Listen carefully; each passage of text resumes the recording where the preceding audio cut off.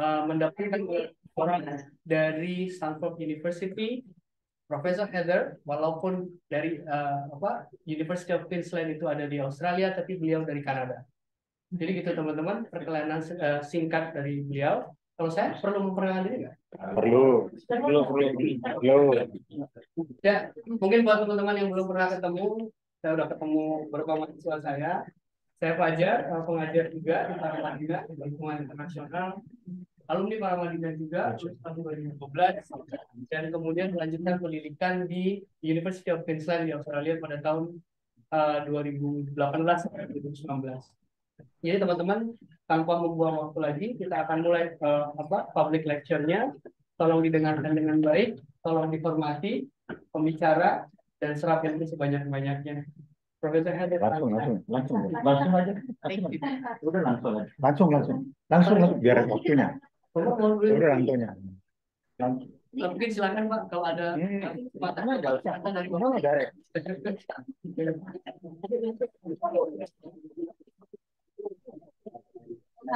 Welcome to Jakarta, to Paramadina University. Thank you for your presence here. This is just small university with 5,000 students, and we will maintain small because we have no big buildings. Then we have graduate and undergraduate studies. Ya. Tepuk tangan untuk profesor. Is it okay if I stand up? Okay, please. Or is it? Oh, sorry. This is hybrid, no? Hybrid lecture. And then other people hearing you outside this building. Oh, okay, more than 100 participants. My apologies. Enggak, langsung aja. Got it. Langsung yang ininya dia. All right, thank you. The challenge of giving a talk like this is that I still feel like my own leadership journey is unfolding, and so is yours. Perhaps that's true for everybody in this room, but I'm thinking especially of those of you who are students, whether you're here in the room or here in the Zoom. I'm going to assume it's Zoom. But whether you're here with us or watching online. We're all in a leadership journey. It's hard to say where it began, and it's thrilling to say that I do not know where it will take us next. If you're listening carefully, you can hear that I'm speaking in the first person plural, we, us. And that's because I'm confident that by virtue of what you have chosen to study, governance, public policy, social sciences, humanities, arts, you have already embarked on a future-proof leadership journey. We will come back to that.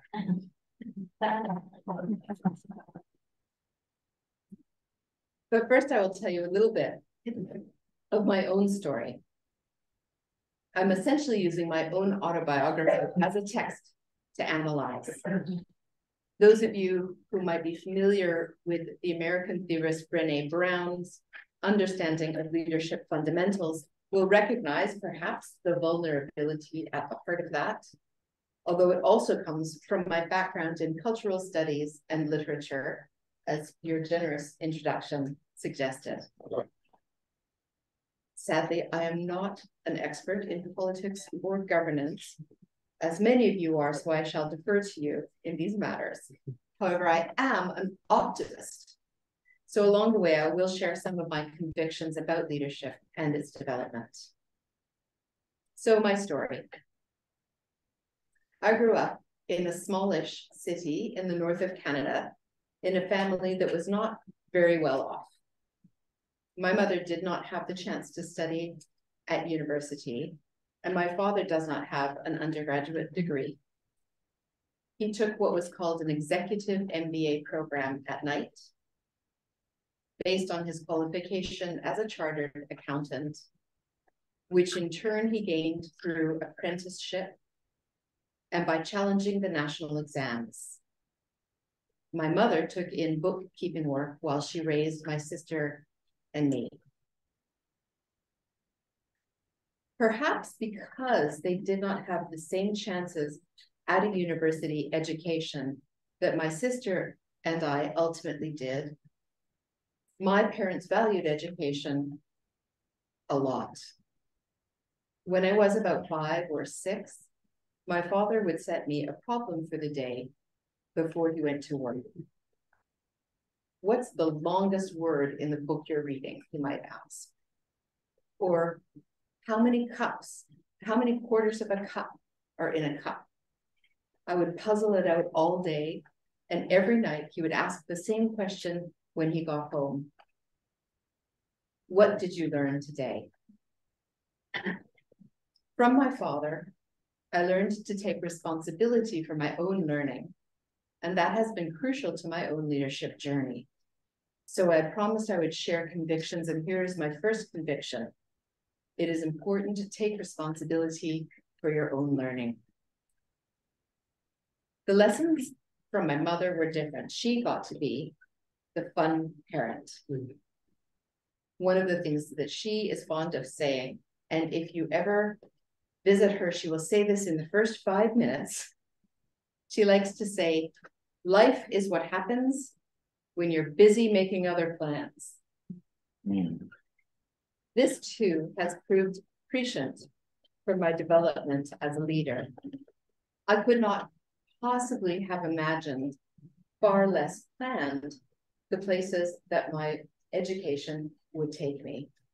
From Canada to the United States, to Australia, here with you in beautiful, beautiful Indonesia, and many other points along the way. So the second lesson here might be, number 2, be open to the unexpected. Well, as you will have gleaned, I was always destined to go to university, but what would I study?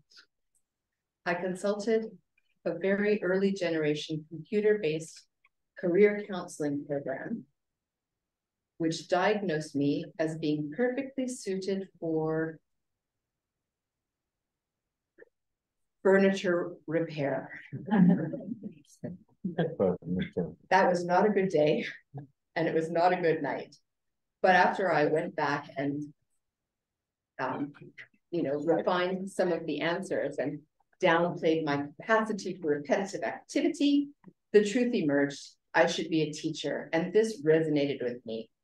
It seemed right. Like our president, furniture shop. Furniture shop. Yeah. Is that right? Yeah, our president. There. Yeah. Yes. Yeah. So I am a professor of literature and cultural studies, and I love the world of ideas, the agony and the ecstasy of writing.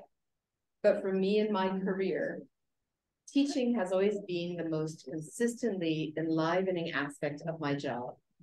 And it is also at the core of what I do in academic leadership.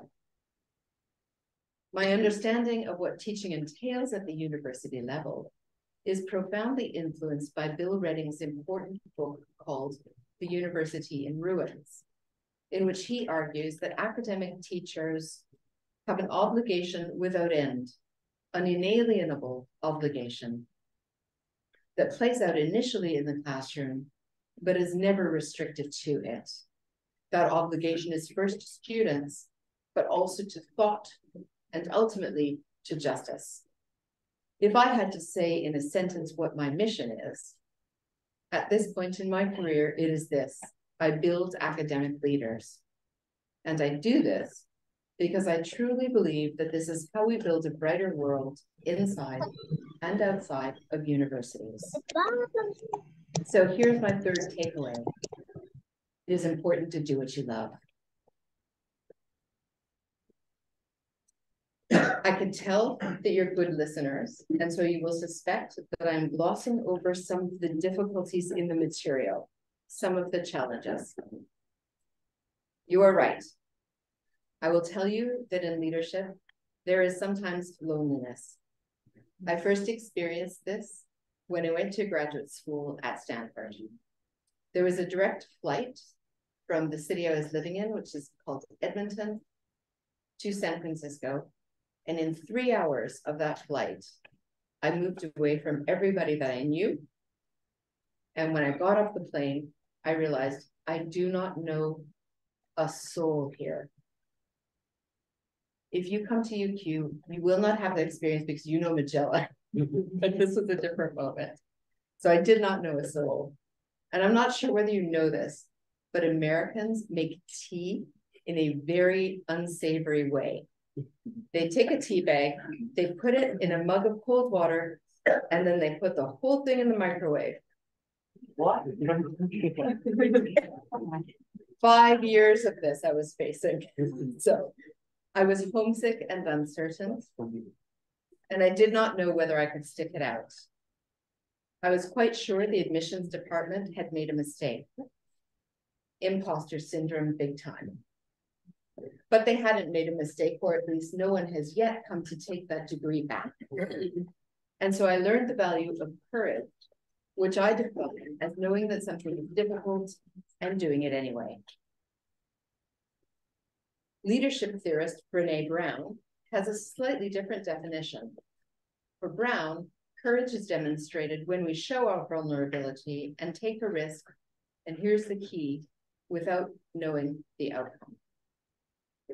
She talks about the 4 pillars of courage as being, first, vulnerability, being authentic, open, and truly in it without ironic distance or having all the answers.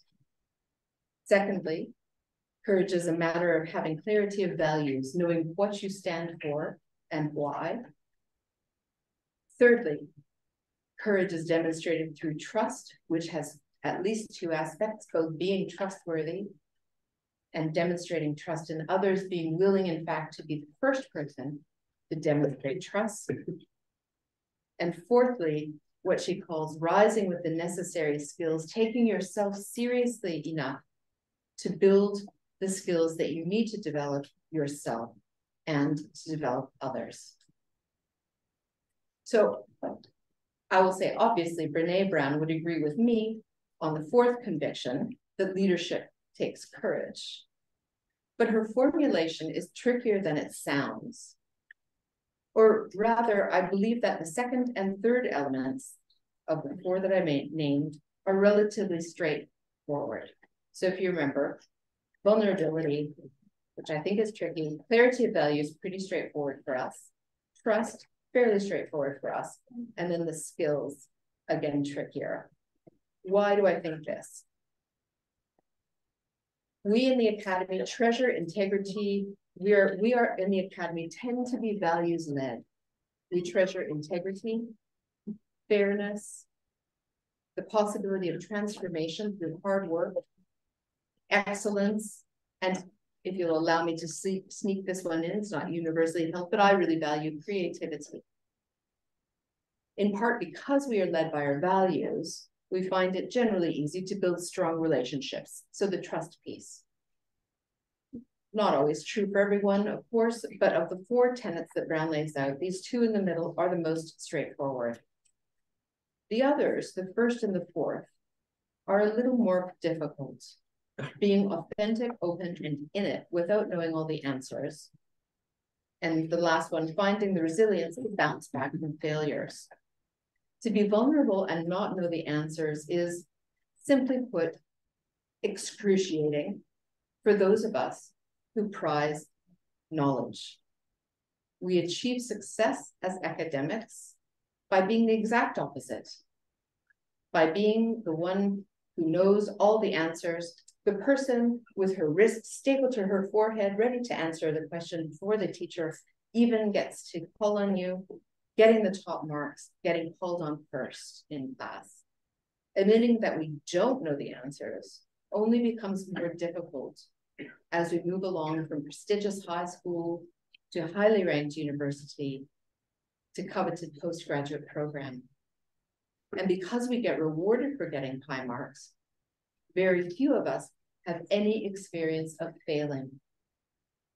When I was the dean of the graduate school at the University of Alberta in Canada, I tried to implement an entrepreneurship program for PhD students across the university. And if you know anything about entrepreneurship, you know that the most important thing to do is to fail fast.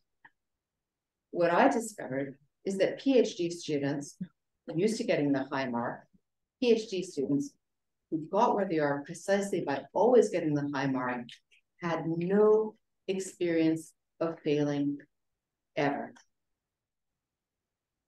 So here we are. Being seen not to know is academically shameful, and we don't know how to fail. This makes us extremely risk avoidant.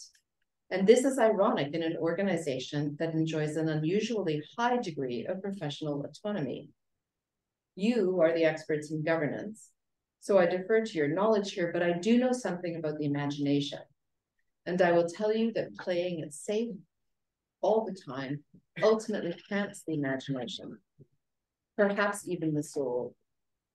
So I wish to turn this formulation around the fear we have of being without the answers, the fear we have of failing, and suggest to you that ignorance is the necessary precondition to learning, and that our institutions of higher learning will be the stronger when our leaders rumble with vulnerability, to use Brown's terms, and admit courageously that they do not have all the answers, or rather, that we do not have all the answers. For I was speaking of courage as an antidote to loneliness, and there is at least one more antidote to loneliness. And this is where I want to come back to all of you and the journey that you are already embarked upon. The other antidotes to loneliness are community and collaboration. And increasingly, these are the things that I rely on in my leadership today: community and collaboration. So my fifth conviction, it's important to build community by collaborating generously. This matters to all leaders, but particularly to those of us whose passions and responsibilities connect us to the public good. And here is where I really come back to you in triumph, you who study social sciences, humanities, and the arts, because this is squarely in your wheelhouse. In their 2011 book, Reframing Academic Leadership, Lee Bolman and Joan Gallus say that successful university leaders need to be able to move in 4 dimensions at the same time in order to be successful. First, we need to understand the university as an architect might, to understand the policy, rules and regulations, the structure, in order to understand how to get things done. In this sense, the university is like a machine. Secondly, we need to be able to understand the university the way a politician might, to see the interpersonal and interdepartmental power plays, the diverse worldviews and beliefs that sometimes collide with each other, the underlying issues, and navigate them all successfully. In this sense, the university is like a jungle. Thirdly, we need to understand the university the way a parent might, to remember that the people we work with require a sense of purpose, and that they come to work every day striving to do their best and looking to their teachers, their research partners, and their employer to have their well-being at heart. In this sense, the university is like a family. And fourthly, we need to understand the university the way that a storyteller might, to frame compelling chronicles in the symbolic realm that bring all of these elements, the structural, the political, the cultural, and the familial, together in a recognizable narrative that allows us all to play out our different roles with a sense of flair, perhaps even a sense of dramatic inevitability. In this sense, the university is like theater. I was fortunate enough to study this book with one of its authors a few years ago, and we had lots of discussion about how difficult it is to move among these different registers.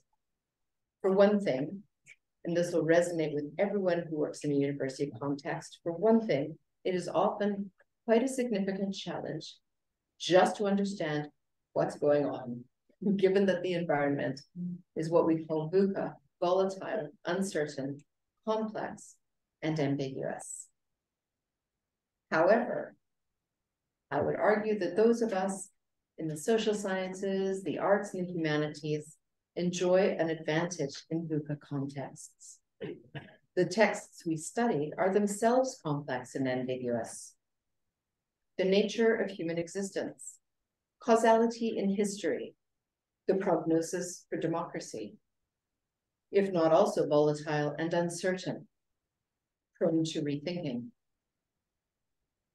We are comfortable in this space in a way that some of our colleagues are not. Moreover, the very nature of thinking metaphorically is a key skill imparted by the humanities, arts, and social sciences. We are code switchers of the first order, polyglots and communicators. These, it turns out, are fundamental leadership skills. Every challenge the world faces now is a human challenge. The pandemic we just came through was in no narrow sense medical. Vaccines were important, but vaccination is what saved us. COVID-19 called on us to think carefully about questions of care, of sociality, of community, and responsibility. Again, these are in your expertise. And even if you consider the pandemic to be over, other urgent struggles are not. Personally, I'm mightily worried about the stranglehold of English language, media, and the prevalence of fake news. We need better storytellers, leaders who are connected to communities and to each other, narrators who can find perhaps a feminist through line in a world that would drown it out. Or what about this? As generative artificial intelligence like ChatGPT grows in intensity and invasiveness, we need the coders to be advised by people who can tell these coders how to train machines more ethically and responsibly. In short, this world needs humanities, arts, and social sciences with global experience and ethical conviction. Not everyone sees it that way. You do need to know that. Some of you may need to stand up to your parents or your peers to keep pursuing careers in the areas that are close to your heart. But look around you. There is one colloquial definition of leadership that holds the leader to be the person at the front of the room, the top of the pyramid, the head of the pack. But there are other definitions that talk about leadership as a more distributed form, a shared endeavor that draws on the deepest values that you hold and calls on you to act on them. Brené Brown says, and I'm quoting, "A leader is anyone who takes responsibility for finding the potential in people and processes and has the courage to develop that potential." That's the end of the quote. Similarly, the theory of adaptive leadership, promulgated by Ronald Heifetz and Marty Linsky, is premised precisely on the possibility of widespread change within and across complex organizations. Those of you who have some background in science will have caught, perhaps, in the name adaptive leadership, the resonance of a genetic metaphor. The theory of adaptive leadership takes its cue from adaptive organisms, those which discard characteristics that are not useful for survival, while developing new ones better suited to a changing environment. Adaptive leadership focuses on the need for change within organizations and encourages actions that disrupt the status quo in order to incite forward momentum. In the School of Adaptive Leadership, which Goleman and Gallos exemplify, leadership is not just something generated from the person in charge. Instead, leadership is distributed broadly. But I do not need to look to books for such a definition, because this is an approach to leadership that my generation is learning from your generation, from people like Greta Thunberg or Anis Hideo or Fariza Farham. What characterizes these young activists is that they know their convictions and they enact them. They are able to negotiate the ethics of leadership by keeping their broader purpose alive.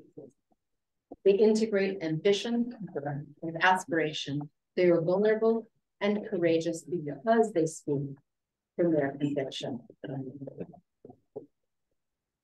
So here's my sixth and final exhortation. Lead from where you are. Pledge right now to support one another, working from your values by taking responsibility for your learning and being open to the unexpected. Commit to honestly inhabiting your vulnerability and meeting your ignorance with respectful curiosity instead of shame. And none of you will ever have to do this alone. And that is the kind of leadership that will change the world. Thank you.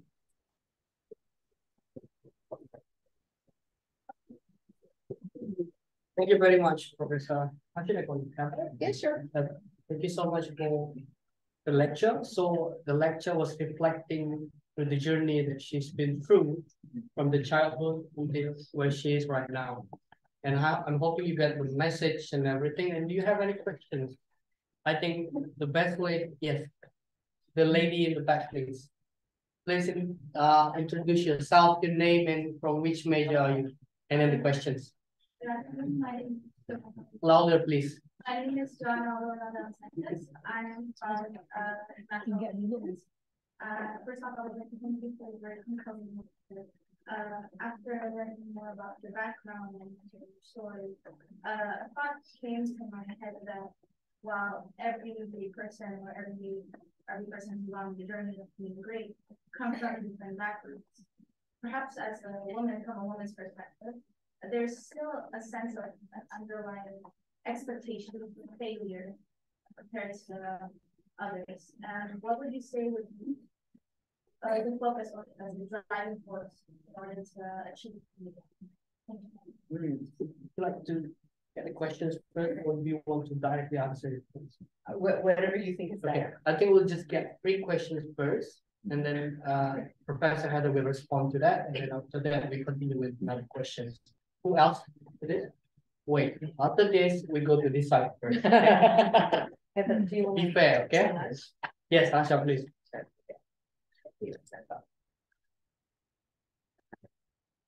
Hello, my name is Louder, please. my name is Angshad and I'm studying international relations. My question is about the vulnerability. Recently I was appointed as a delegation from my student association, and since the beginning I've been telling my coworkers that I like to be transparent, I like to give transparency, and I like to be vulnerable about the things that I don't know. But however, I believe that being vulnerable all the time will make people's perception of you as a leader will wear out over time. So my question is, how to balance between vulnerability and the act of knowing the answer? Very good questions. Thank you. The last contestant was who else? Please raise your hand. Yes. Good morning, Professor Heather. My name is. It's afternoon already. Afternoon. Good afternoon. My name is Ricardo Gautam, and I'm studying international relations. And I have a question, and it's about the background. Professor Heather, you mentioned that at the beginning of your leadership career, that things did not go well for you. Well, but from my point of view, that you had supportive parents that helped you. Now, my question is, would you say the same, that you will do with the same determination in your life if your parents did not support you just as much? Thank you. Thank you for the first 3 questions, and I think you can respond. Yes, those are three very, very interesting questions. And what I might do is address the second one first, because I think the first and third are connected. Yeah. So I think, you know, look, I think transparency and vulnerability are connected, as you say. And how would I put this? You have to, I think if you are vulnerable and transparent about the things that you don't know, I think that's good. I also think that if you're in a position of leadership, you also have to keep learning things.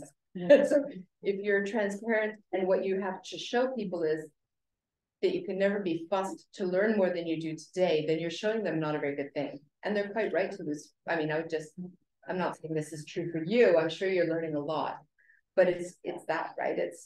You have to keep learning things yourself, because none of us knows everything, but we keep trying, we keep learning, we keep growing. And that's actually what you want to be showing to people as you go through. I think that's my goal in any event. On the question of supportive parents and the expectations of women's failure, I kind of link those together because they go to this question of how you interact with the family and the broader society, right? So I think that, you know, personally, it's quite true. I love my parents. They're terrific, and they've been very, very supportive of me in my life. I also could name any number of people who also had supportive parents and maybe didn't have similar determination to get through. So it's kind of an unanswerable question, how you nature and nurture, right? I think most of the research now suggests it's both how you're born, and it's both the way that you're born, your nature, and how you're brought up, the nurture part of it. It determines how you become, how you present as an adult in life. And for women, I think this is an interesting question around whether we're expected to fail or not. You know, one of the ways, because I mentioned having imposter syndrome, and I think it is a trick that we play on ourselves. And if I'm asked the question, how do you get over it? At a certain point in my career and life, I just thought, oh, actually, you know what? That I'm letting down somebody else, that's their problem, not my problem. Because I actually know what I'm doing and I know what I'm trying to achieve. I care what people think, of course I do. But their expectations are different. Their expectations are not my business. Because it goes to what I was saying about community and collaboration. The people that I collaborate with, the people that I trust, and the people who trust me are the ones that I'm focused on, and the people that I'm working for, which in my case is almost always sort of first the students, then the world of knowledge. That thing I said about teaching, right? Students, the world of knowledge, the people that I work with, building a better world. That's what it is about for me. It sort of comes from inside, and that's the yardstick I measure. That I'm letting down somebody who thought I should be a different person. I can't. I'm sorry that you thought I should be a different person. Thank you. I hope this answers your questions. But you have any other questions, please? Yes. Yes, you, sir. Thank you. I need to set up. Oke, bahasa Indonesia. Kita tahu di setiap parlemen itu pasti ada minimum keterwakilan perempuan. Saya harus koreksi dulu, tidak selalu parlemen. Tapi oke. Seperti di Indonesia kan ada minimum keterwakilan 30% berdasarkan keputusan tahun 2017. Nah, maksud saya, apakah peran perempuan untuk masuk ke dunia pemerintahan itu dapat menambah keseimbangan dalam pembentukan kebijakan? Terima kasih. Oke. Can I modify your questions as well? Boleh nggak saya modifikasi sedikit? So basically, what's your name again? Yes. Namanya siapa? Yes. Yes. So, Mr. Yas, so he is asking, in the several parliaments, there are requirement that the member of the parliament elected has to be women. For example, in Indonesia, it's 20%, isn't it? 30% in Indonesia.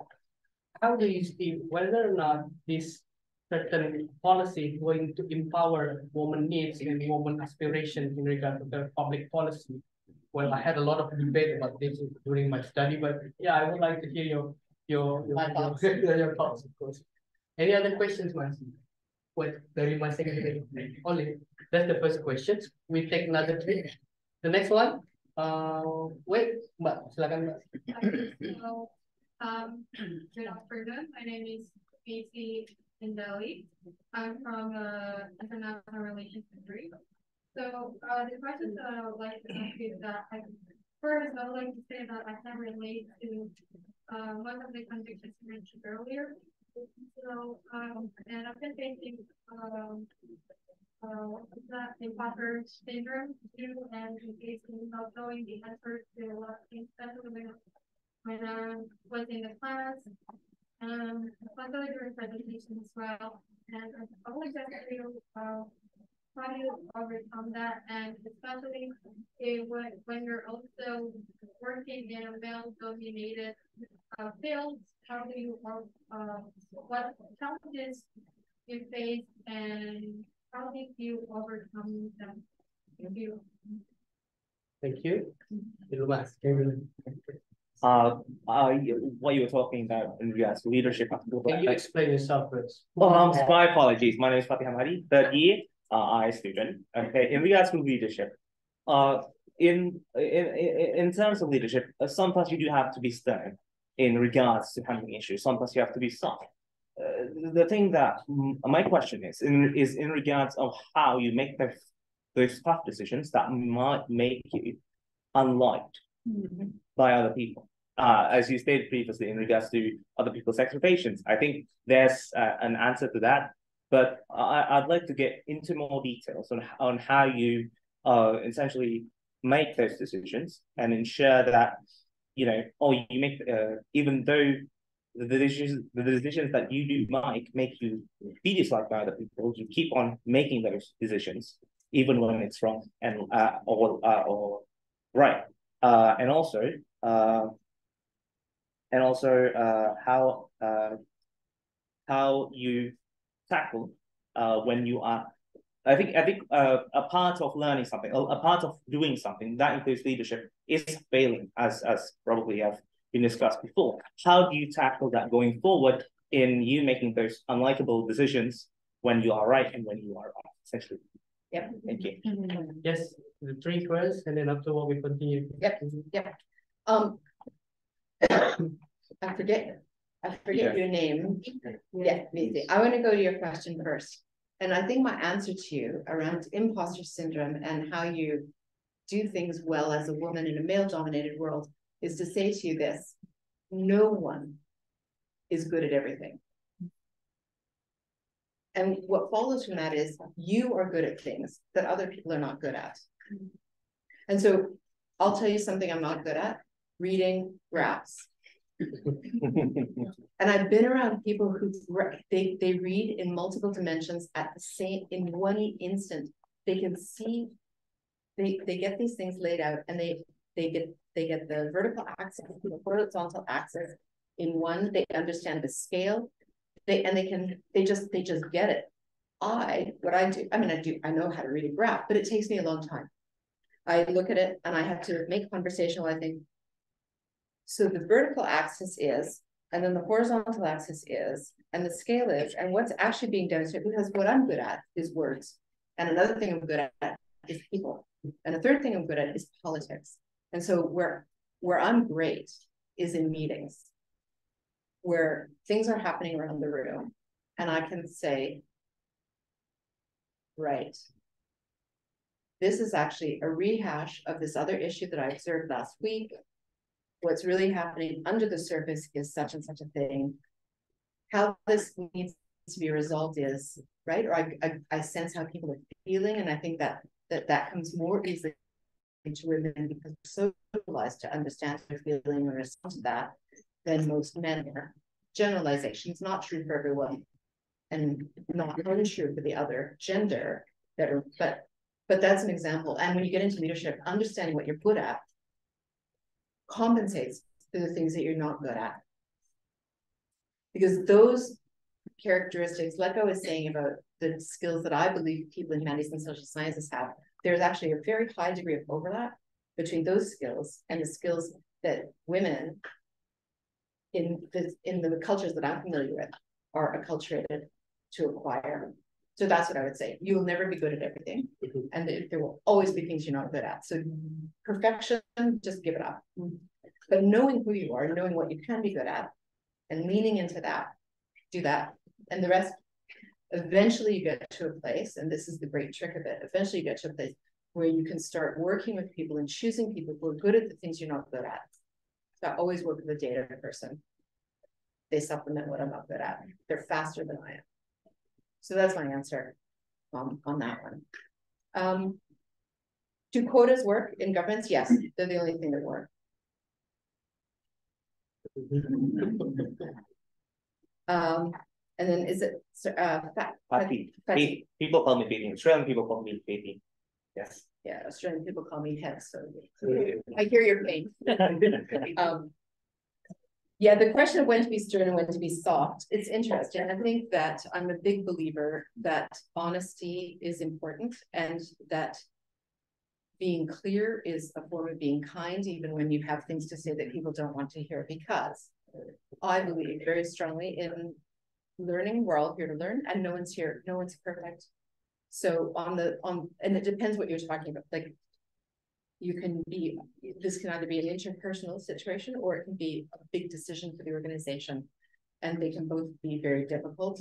Interpersonally, I truly believe that everybody comes to work to do their best, and everybody wants to go home feeling good about the day. I also believe people make mistakes, and they make mistakes because they don't know how to do something. And if I know better, I should tell them, and the sooner the better. If they've made a mistake and I can see it, then it's my job actually to tell them that, even if it's an awkward, difficult, uncomfortable conversation. I don't love those conversations at all, but it's actually extremely important. And to move on from that, in this meeting, when you said would it have been better? What if you had? I've heard this feedback from other people and it's causing problems at work. That kind of stuff you have to. Being clear with people is kind of at the end of the year. You know, how do you feel about your year? I thought it was great. Okay, so I did not, and here's why, right? All that stuff. I'm a teacher first. You know, everybody in my class wants to learn. So that's my assumption. On the interpersonal, on the macro level, it's, you have to be able to, I think you have to be able to explain why you are making the decisions that you are, and remember that you see things differently than other people. So there is a nice metaphor that I've heard before. The metaphor is this: everybody here has gone for a picnic on the grass or at the beach, and then there's ants or something that get in the picnic, and you think, oh, the ants are terrible. But then you have to imagine somebody is in a building and they're thinking, stop complaining about the ants, because I'm on the 10th floor of the building. You want to see the storm clouds that are coming in. Right? So it's that you have a different perspective and you see different things to be worried about. Yeah. Thank you. The next question, it's going to be for me. Ah. I have a privilege to give a question. So, the duty of a leader is actually to make decisions. And then, in my personal opinion, making decisions means managing the risk, because you don't know whether your decision is going to get best result. One of my favorite lecturers at EQ, her name is Nicole George. That's great. She told us one of the greatest thing about women is actually they are more multitasking than men. In regard to this question earlier, what kind of perspective in terms of women, feminism, that you can be enlighten us? Why does making decisions in terms of women somehow better than us the men? Not trying to compare, but actually to learn and enrich each other. That is my first question. My only one question. Sorry. Next question, please.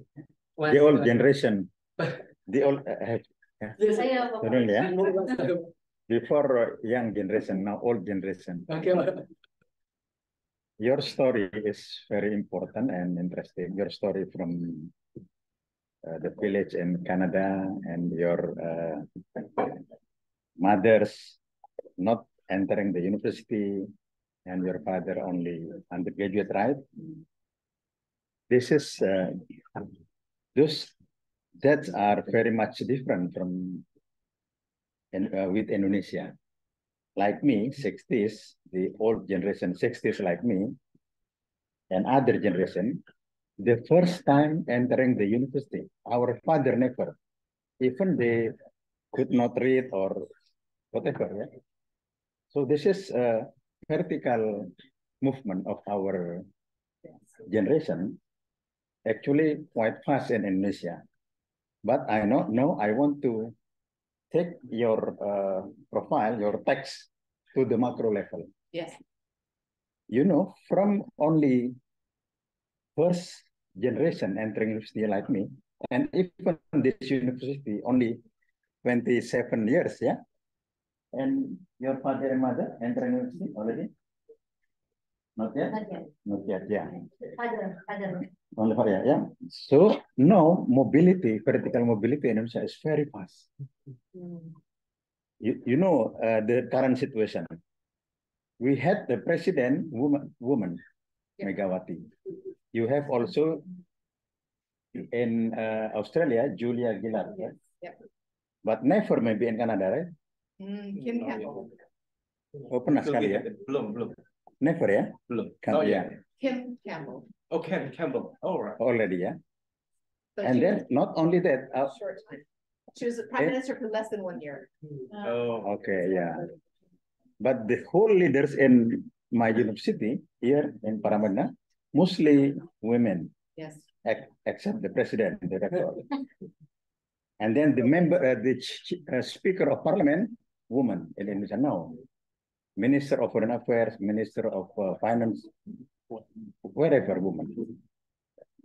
What do you think about the situation as compared to Australia, Canada, about the situation, you know, your perspective in macro level, starting from your micro? One more questions? Thank you. Silakan dulu. Thank you. Thank you. I promise after this, join me here. Ini anak-anak bahasa Inggrisnya bagus semua. Ini anak-anak bagus bahasa Inggris. Is it from online? Yeah. Good, I was gonna ask Thank if you, anybody. Madam. Yes. Fine. Thank you, Professor Seeger. This question comes from Devi Sylvia Lestari. Good afternoon, Professor. My name is Pipi, a student from Management and Business Faculty. I'm awardee of Kamo Fellowship Leadership H1.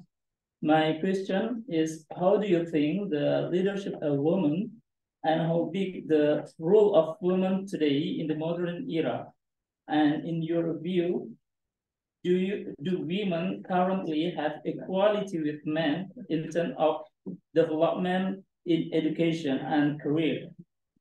Because I realize at least of women of on the outside and entire world not lucky as a man who have a privilege to work and study and at the same time. Thank you. And then question number 2 from Reno Ranti. Hi, I'm Reno Ranti, Magister of Diplomacy. Can you tell us as a woman, how can you handle gender bias in leadership? Yeah, that's all. Thank you. So we make it all.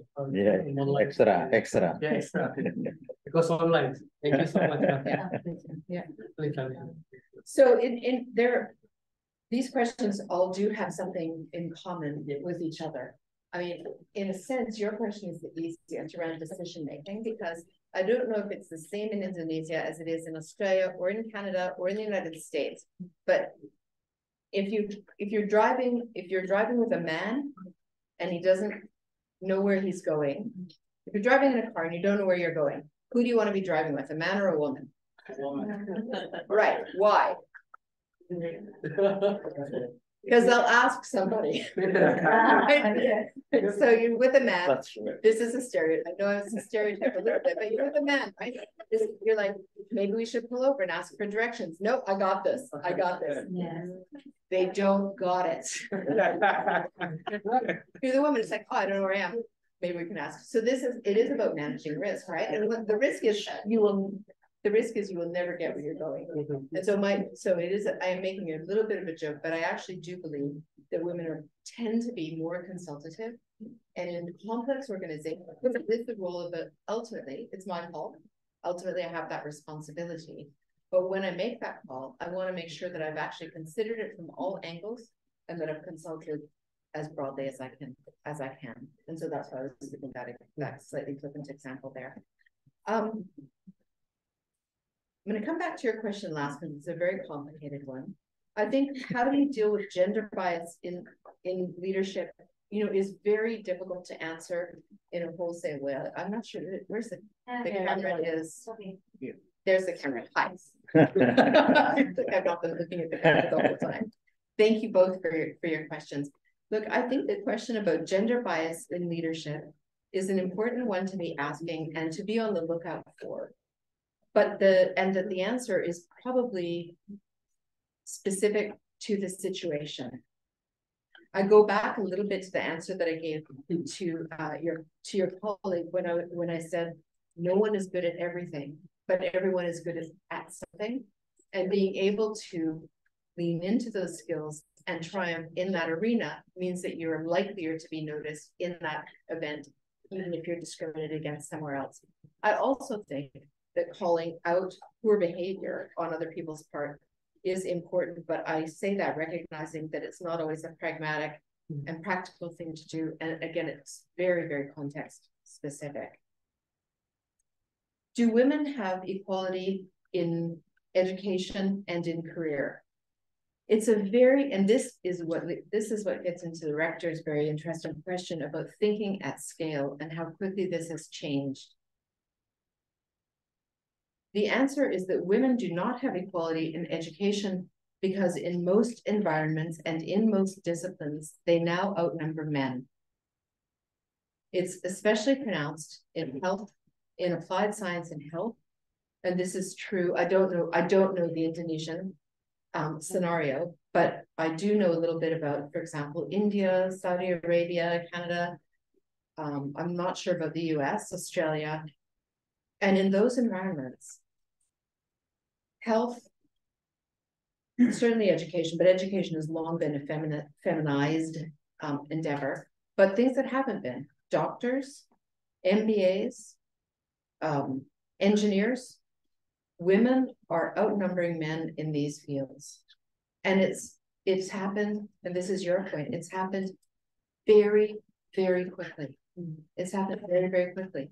So the number of, I just saw Canadian stats the other day, women's participation in university is higher than it's ever been. And I believe overall, 54% of university students are women. Australia. That's Canada.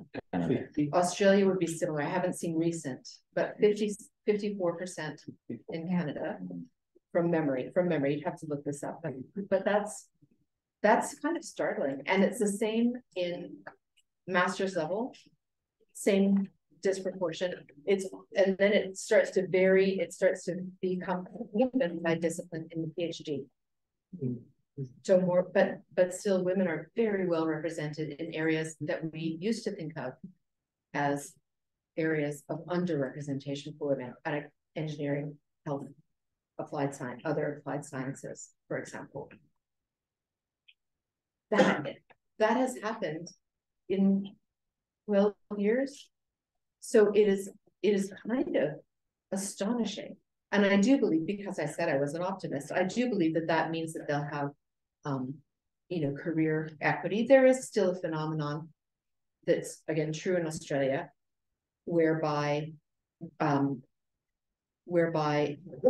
professions that become dominated by women sometimes see wages suppressed. So that still does happen in some environments, but it's also the case that anybody with an undergraduate degree in aggregate earns more than anyone with a high school diploma. Again, in aggregate, you can always find exceptions to these things, of course. So at a macro level and over time, I think the career equity is on its way. And it's a big transformation, socially speaking. What that statistic hides, and this is where I kind of come to your question, because your question actually started not so much about gender, but about what we would maybe a little bit crudely call social class. And what those statistics that count women as a whole and men as a whole, or two genders, what those statistics hide is the complexity that is captured and then suppressed within each of those categories. And so increasingly, when I think about gender, I want to be thinking about gender from an intersectional perspective, so that you can think about race, you can think about class, you can think about whatever the vectors that determine inequality in a given environment might be. And they change from place to place. Indigeneity is a big one in Australia, and it's a big one in Canada, to the shame of both countries, I will just say. In some environments, religion. In some environments, caste, right? So you have to know what these terms are, and they change from place to place.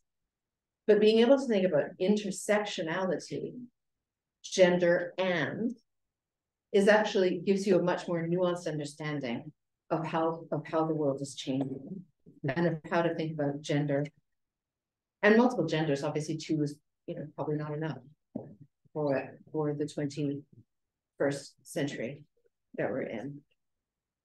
How we think, I mean, I'm not a macro economist, so we defer to a macroeconomist, but the fact that we, in Australia now we're at 40%, over 40% participation in higher education, and the government has said they want it higher.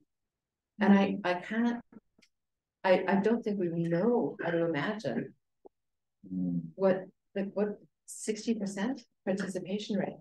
Unbelievable, because Australia has had the same rapid rise. It's been since 1980. The Dawkins reforms in 1986, I think. So 30 years ago, it was, 18 or 19% participation rate in higher education. And that's been fast. So this is it. It's really quick. That was a very long answer.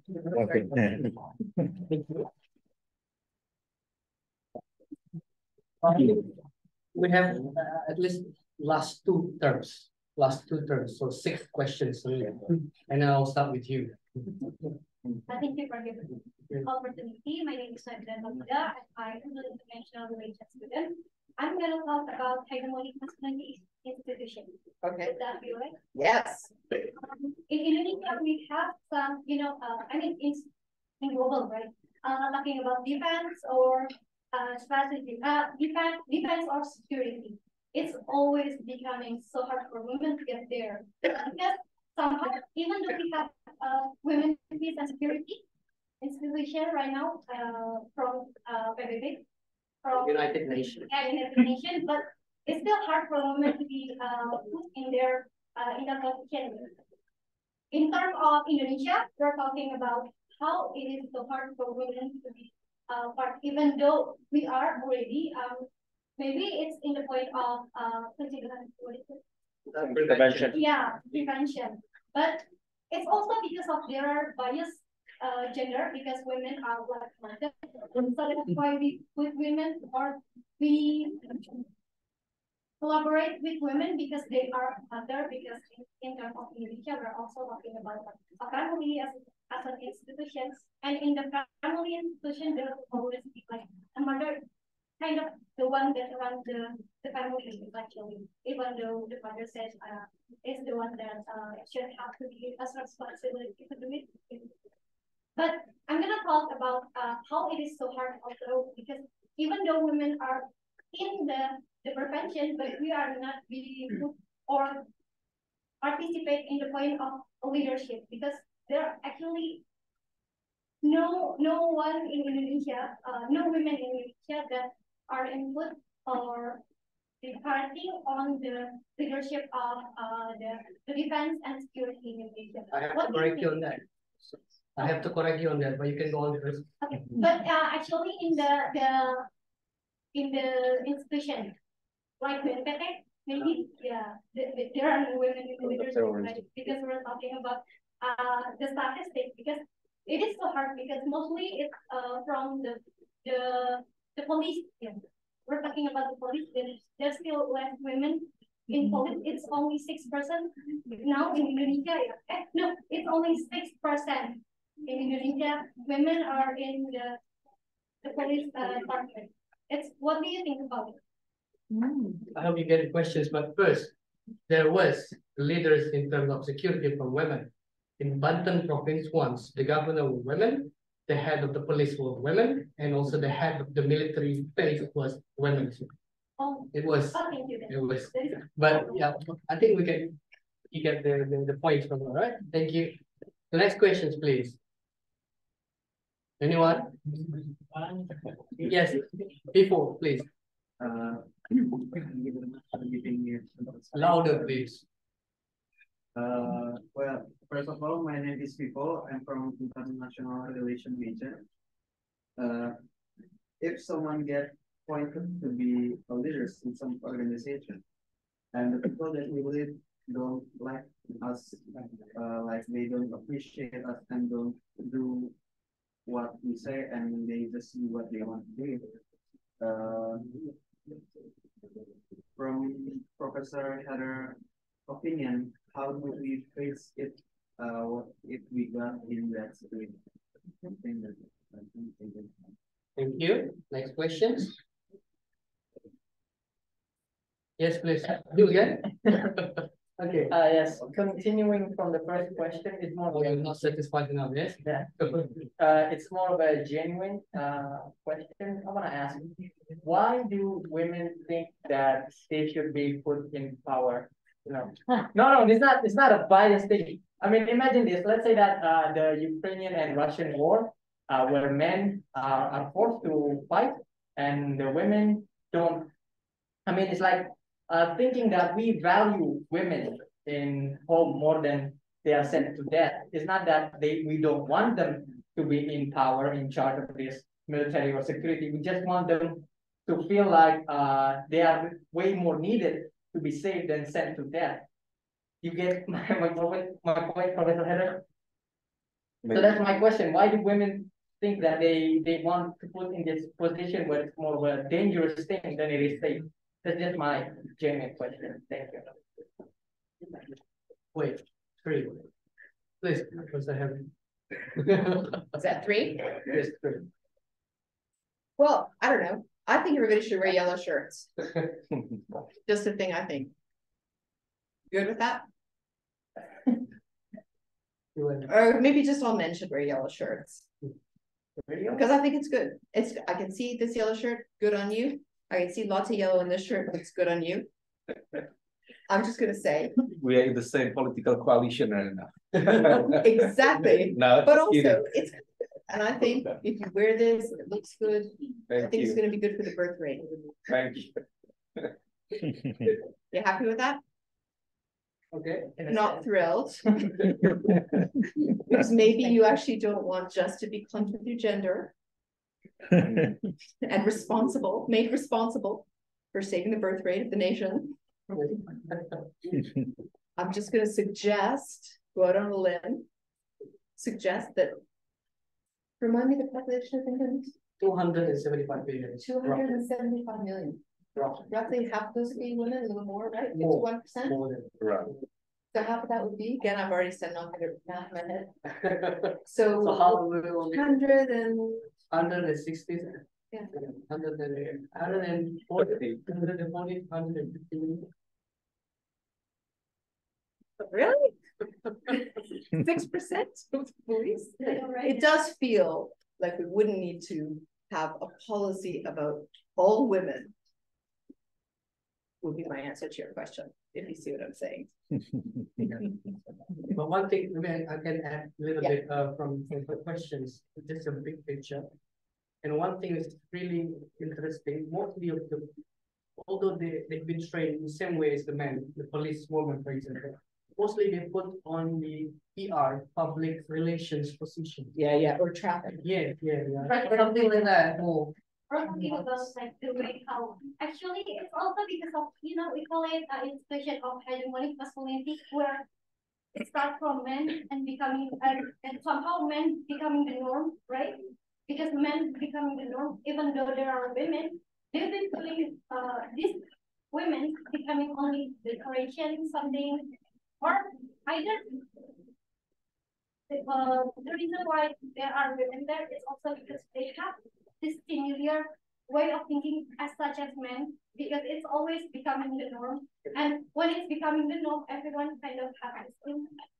So my answer to you is actually in the form of a book recommendation, which is by our colleague named Sarah Percy, P-E-R-C-Y. You know her.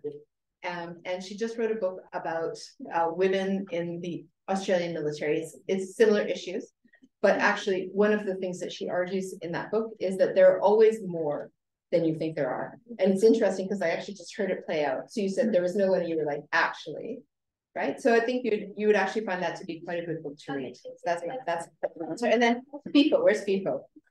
What to do? Well, so look, if you're unpopular and unsupported as a leader, what should you do? The first thing is you should know why. And that's about being in consultation with people and understanding what it is that you're doing that makes you so unpopular, and having a sense of how you might, make different decisions or new coalitions. Again, it is hard to give answers outside of a specific context.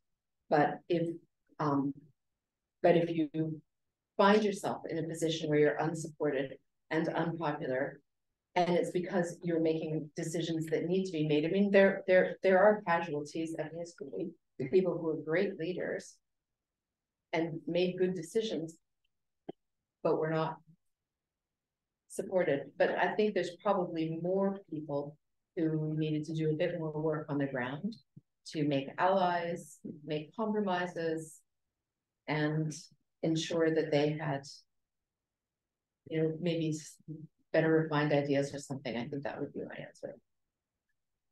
Thank you. Now last chance. Party first. The other two. Any other questions, guys? Last chance. I'm not gonna get back. Yes, please. And then you again. Party, please. Okay. Since the conversation about equality has been provoked, I'll just put a disclaimer. Before uni, 2016, Donald Trump came up and started his whole campaign, I was super left. I'll say that on the political spectrum. I was purely against Donald Trump and his statements. Still am now, but as time goes on to go into uni and all that, I think the whole commotion in regards to equality has been overblown significantly. I'd essentially just like your response to a few things. Like in regards to the pay gap, I think one of the most controversial issue has been the women's US football team. They have not been receiving as much watch time as the men's football team. However, they wanted equal pay, but that does not correlate to the amount of sponsored money that has came into their league. I'd like to your response to that, and also in regards to the whole equality thing, I think a different culture. I think there has been things that has been said because, well, it's called for. For example, maybe in regards to the pay gap, this is the common statements in the internet is that, okay, women take maternity leaves and stuff like that. I'd like for you to disprove that in a way, and that equates to lower payment. And I don't personally agree with that, but that's the internet. But in Indonesia, especially in regards to women's equality, we have been in parking in malls. We have specifically whole floors for women's parking. We have a whole train, not a whole train, a carriage for women only. We also have a whole bus for rapid transit for women, and that is called for because why there has been cases of sexual assault. So that is called for. I think in regards to that, it's different in every culture. And I think that it's essentially called for per se. What do you think of that? Next two questions, make it short, please. Yes. You have a separate question. Can you just take in one, please? Or combining into one question, please. Okay. I'm not a student from this university. I'm actually a journalist. I have several questions back to your speech earlier, and you promote the education institution, which promoting things to learn to make failure and usually, ask without shame. First question, how is the status quo right now in the education institution in general? Does it not promoting the values that you promote earlier? And second of all, why is it important to create that kind of education institution? And thirdly, by creating the safe space to learn in education institution, how it will affect the students in the long term? I might have missed the middle part of that. You're asking about a safe space for learning and why is that important? What is the state of play? What is important and what is the status quo right now? And also how it will affect the student in the long term. Yeah. Yeah, thanks.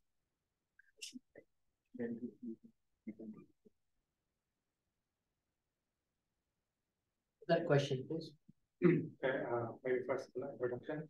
Good afternoon. My name is Abdullah. I'm from the International Relations major. My question is more like a learning experience, and maybe because I've been hearing a lot of these positive points and early points on how to be a great leader, etc. But what I'm wondering is maybe any suggestions on how to grow leadership from group members, because from group members. So it's more like spreading this leadership leadership developments to other members, because for this time I've been like pointed out be a group leader from the group project all the time. So what I want is to maybe learning experience from professor on how do you spread that leadership to other people grow leadership on other members or other members.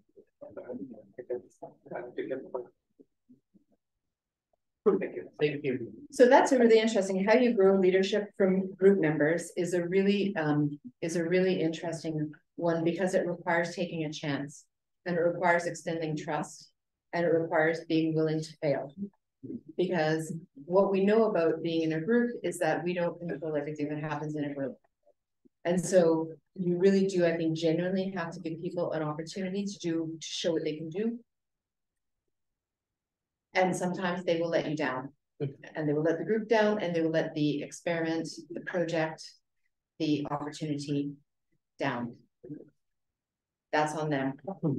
But taking that, that is allowing them to demonstrate leadership and not saving them and not protecting them from that. I think that's my answer to that. And I think that is also what we sometimes call character building for you too, to be able to step back and just let somebody else have that chance.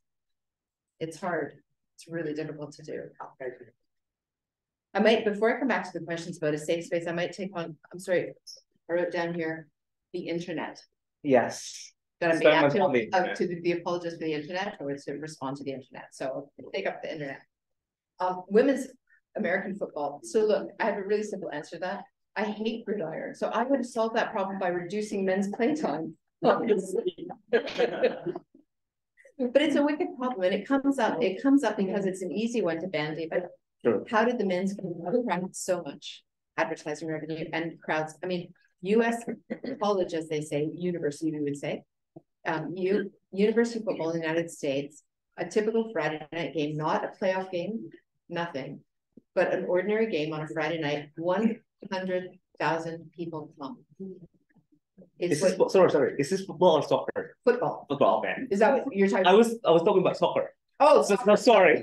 Well, that's actually, that's a much easier one. Exactly.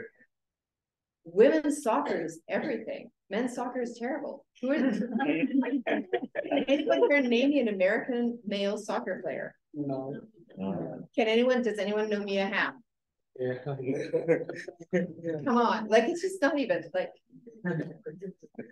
they're pretty good. I mean, Canada is better in the women's game. Just saying.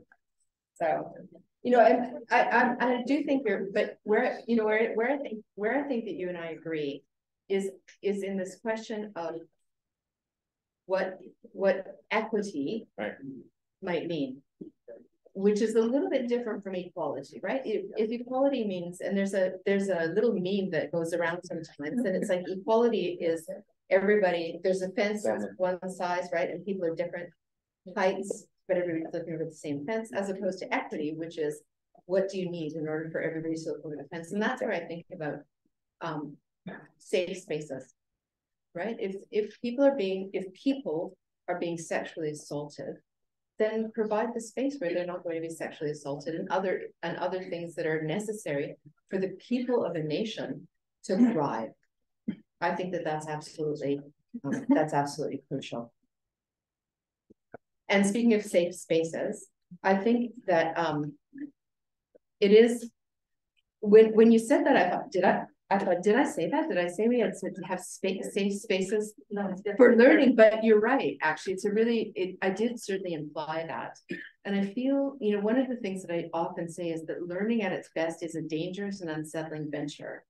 And I think that is still at play if you create an environment where people can fail. Because to fail is also to learn things, to try things out, to do things you haven't done before.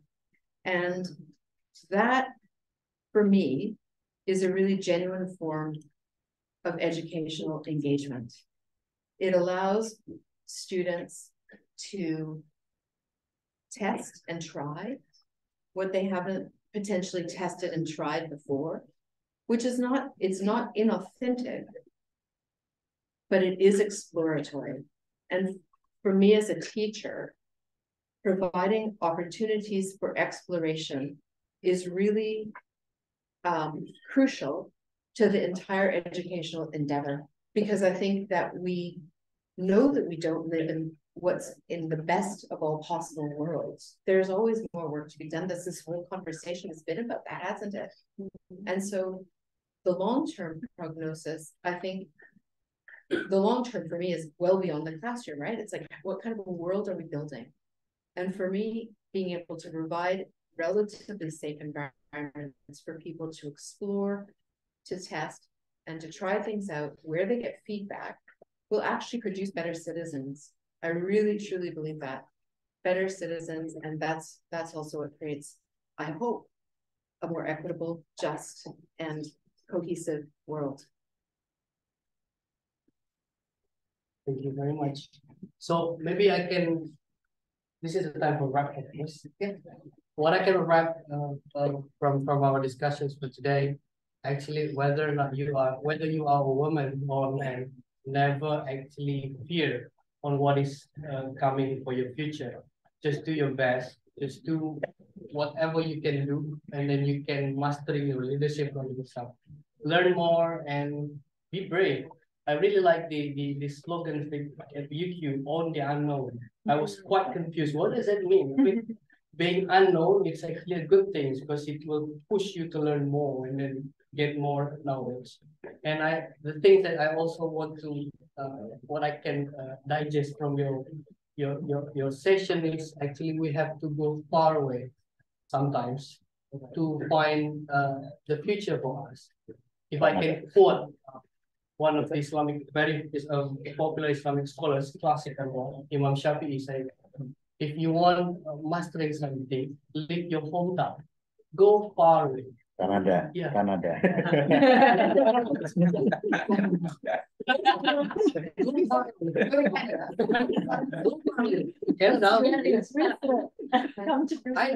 Leave your relatives, leave your colleagues. You'll get a new one, but you get a value, you get an experience, and of course, you will actually empowering yourself. So you have to go around. Before I close, maybe Pak Umam, you have to.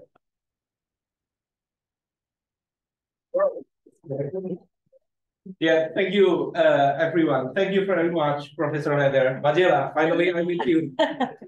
I'm very sorry, Pak Rector and all Canby staff of Paramadina. So today I went here at 10 in the morning, but then I got a call from home. And just there's a situation, and then I went back there, and then just to make sure to the people that everything's still under control right now. It's just a fake construction. But anyway, today I'm very happy because Professor Heather already here, and even though I was not here, but finally I'm very lucky to have him one of the UK alumni, and I'm also part of the UK alumni, Professor Heather. We also part of the policies, political science and international studies.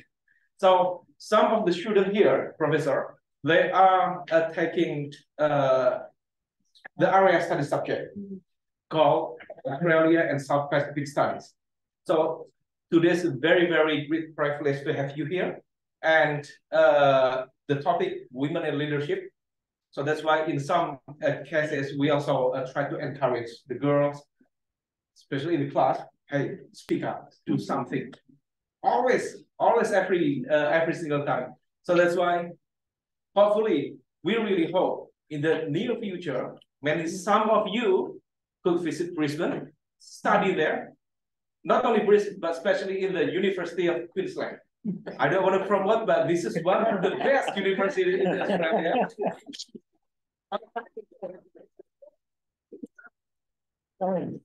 This is not ordinary university. This is one of the best university in Australia. And of course, it's very rich university.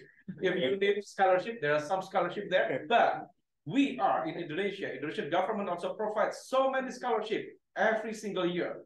So that's why you could apply if you want to continue your study, especially in Australia or maybe in Canada. Yeah, this part of the sponsorship. So University of Queensland will be one of the best options in Australia. And at the same time, Professor Heather, we are Paramadina Pak Rector already here.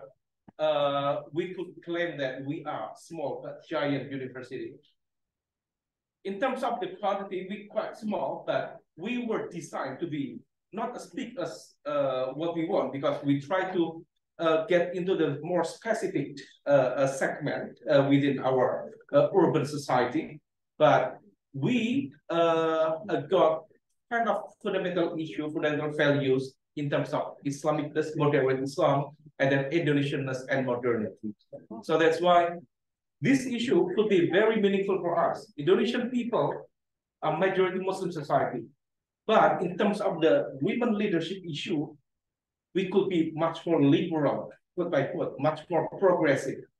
Because in terms of theology, there are some doctrine that girls should be not as part of the leader. But in Indonesia, we are encouraged. We got quite extra space for girls, for everyone actually, to be part of the development roles in our country. So I would like to say thank you very much, and thank you for all staff for supporting this event. Hopefully, University of Queensland and Paramadina University could collaborate further. We have to discuss much with Mbak Nadia. Hopefully, finally, I with her again, and also Majela. Last time, Professor Majela visited here, but I was in Seoul for a summit, for a conference. So that's why, thank you very much, Majela, for making it. Thank you as well on behalf of Professor Swicker. Thank you. This has just been overwhelming. I'm trying to count how many students are here today and taking the note of the wonderful questions that you asked Heather today. I mean, I think it was unexpected and just absolutely wonderful. And a special thanks to you. I know that your wife is expecting a baby. We didn't expect you to come, so thank you so much. And Fajar, for your wonderful mediation today. That was really wonderful. Yes, and thank you, Rick.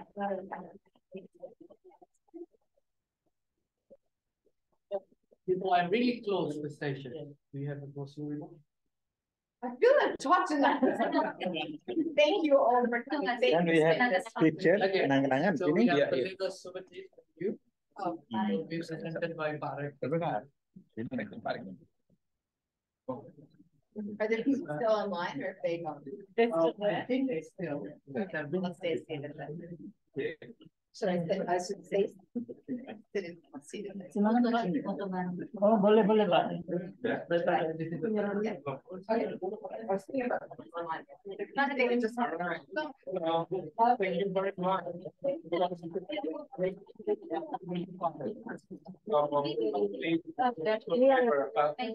Para Madinah, and we will. Thank you very much. Thank you very much. Thank you. Foto session nih.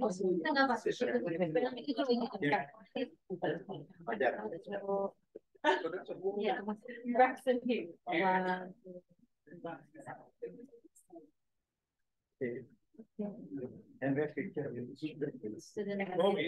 Maybe in the middle. in the middle here.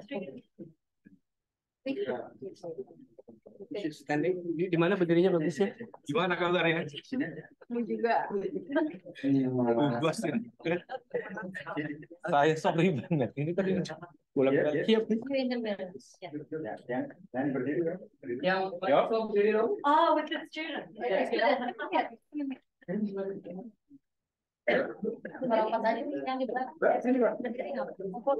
Oh, foto ya.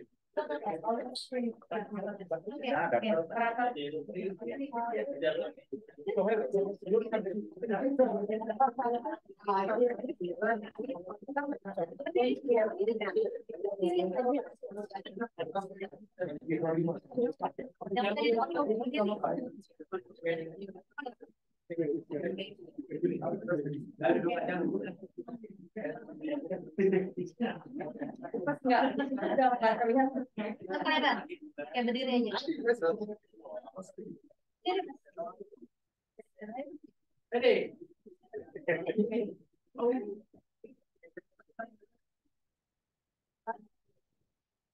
Satu, dua, tiga. Ya.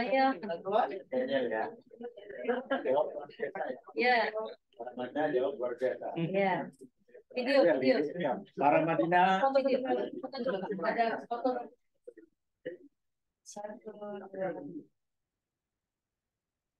Mas video. Ya, videonya. Pakai ya. Kasih kode. Kasih. Madinah. Dua. Para Madinah. Dua.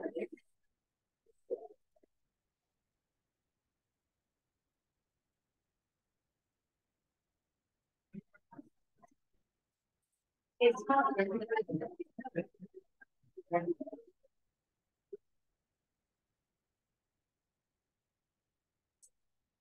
Great. Thank you for the answer. Sorry.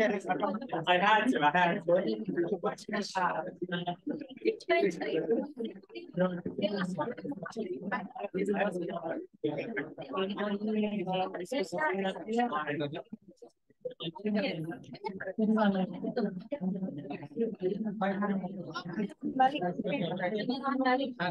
Yang di